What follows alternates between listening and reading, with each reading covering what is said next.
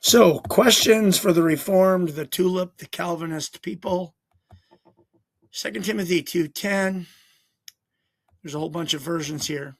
I endure everything for the sake of the elect, that they too may obtain.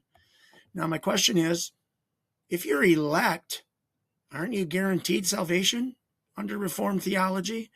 Why would they word this particular one verse? I know it's one verse like this, though, that they too may obtain it. The New Living Translation doesn't really do a good job of it. That they too may obtain, so that they too may obtain salvation. Why does it sound like there's two different elects or two different categories? I thought elect meant elect. And since this is definitely a salvation verse, why is Paul writing like this? So that they too may obtain, so that they may also obtain, so that they also may obtain. There's a good one. Oh, New King James, by the way. Those are chosen so that they also may obtain. Why the may? And why the also? I thought elect meant elect. Now, just to use some verses that the Calvinist tulip people often use to show election onto salvation. Right here, praise be to God, glory, for he chose us in him before the creation. He predestined us for adoption. Okay, that sounds like it happened before time, right? It sounds like maybe he's talking about salvation. In him we were also chosen, having been predestined. Sounds like it's before time. But if that's a guaranteed lock in stone, going to be saved, going to be irresistibly drawn, why again?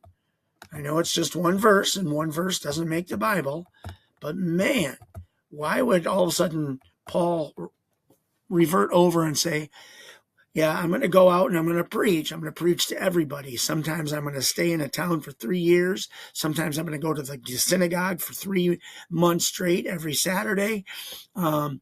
And then once they don't listen, and then I say, now I got to go to the Gentiles, preaching to everybody, sometimes for months or years on end. And then all of a sudden he writes this letter. Oh, Timothy, I'm getting old, and now I'm as wise as I've ever been. So check this out. Keep pushing on and going on, so that those that will be elect may also obtain salvation. Wait a second. How could they also obtain salvation? I thought it was guaranteed. Why wouldn't Paul say, look, you got to hit the right spots at the right time, Timothy. Keep persevering. You don't know who's going to be elect. But as you preach, the ones that are elect, they're going to believe. They're going to regenerate. So, just it's a hit and miss thing. That's what Paul should have said, but he doesn't. He says, how do I do it? I just keep going on, so that anyone who may come to believe, they also will obtain the great inheritance that I attained and that you are attaining. Okay, head scratchers abound.